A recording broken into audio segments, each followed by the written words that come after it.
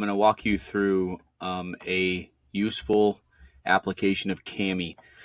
So let's say you are meeting with somebody or you want to send a document that you want other people to be able to annotate and or sign, but you're not quite sure if they're Cami users like you are.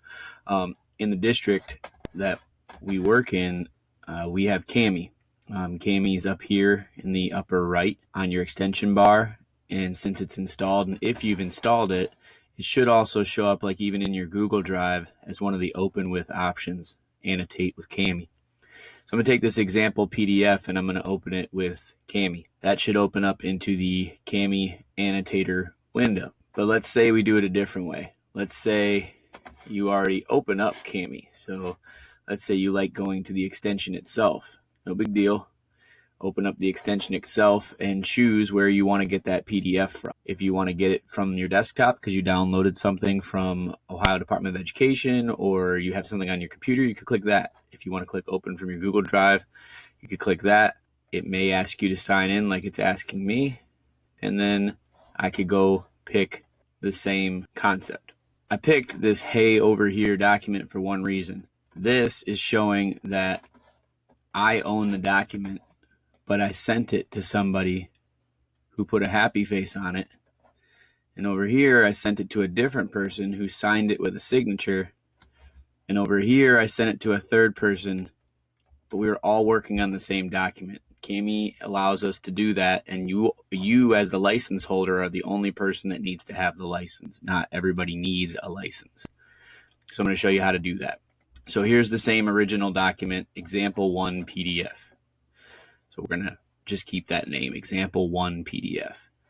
All we need to do here to make this capable is hit this button right here. You hit this little 3-dot 2-line button that says share document. It's going to say upload to get the link to the document. You can delete this file at any time. So it's saying upload it up to Cami's server. You do that. Once it's at 100%, once it's processed, it's going to give you some choices. You could share it to Facebook, Twitter. You can embed the link into a web page. You can copy the link. That's how I'm going to send it. So I'm going to press copy. This is allowing you to choose stuff that it sets the parameters and permissions. So is link sharing on? I want it on so that anyone who gets this link can open up Cami. Annotation settings, share my annotations with collaborators. I want them to see my signatures. I want them to see my signatures. I want to see their signatures, all that type of stuff. I'm going to keep that on. Sharing permissions. Collaborators can download and print this file. That's up to you. So if it's private, go no. All they can do is sign it. They can't download it. They can't print it. And now we're ready to go. So we're copying that link. Now we're going to head over to email or whatever other way that you want to send it. So here we go. We're going to press compose, and we're going to send this, just for the sake of argument, we're going to send this to 2 different people who do not have a domain email. So we're going to Swortchek at Gmail. So that's a Gmail address. And then a completely different Yahoo account, neither of which have Cami as a primary extension nor a subscription. So I've added the Cami link and I'm ready to send it. So the email is sent, and I'm going to hop over to the pages that have the email. So here is Swortchek at Gmail, does not have the extension. Now I've already approved this extension in this scenario. So what would happen is Swortchek would click it, and once it loads, then I can click on the link. It's going to open a window, and it's going to be in the web viewer. It's going to ask me to sign in with my email. Now, there is a skip for now button. So if you press skip for now, it does let you into the document. You're in there as an anonymous person, and you can do any of the annotation that you would like. If you want to put text on it, you could do that. If you want to draw on it, do equations on it, you could do that. But most importantly, you could do a signature. Now you could draw it on your phone, draw a signature, or upload an image. I'll just show you how to draw it. So let's just say that's my signature. I am now adding that signature, and it's going to say Your work is saved to the Cami sync cloud. It's automatic and encrypted, but we need your email address to gain access in the future. So I throw my email address in there, but since I've already signed up, I can also click and sign in that way. Now, both of those are options, but now my stuff's there. There's my signature. There's what I wrote. There's the type. I could get rid of it, so on. Example 1 PDF. Now let's jump back to the original teacher document. All the stuff's there in real time. Jump back to the non-teacher stuff and let's head over to Yahoo.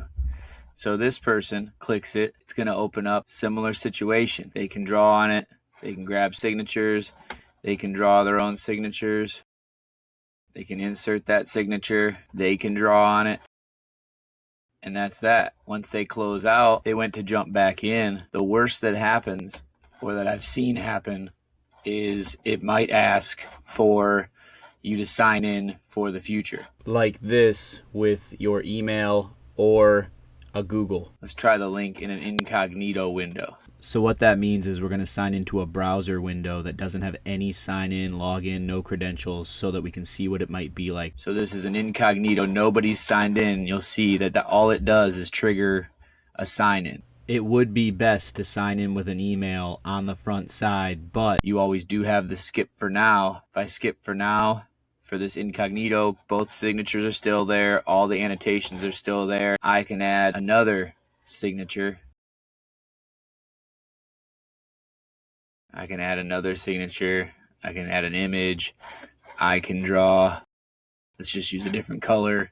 And you'll see that the worst thing that's going to happen here is you want to just make sure you put a name and an email in at some point so that it will let you have your account. But it is just easier to press the I already have an account and sign in, or just sign in through the email on the front side.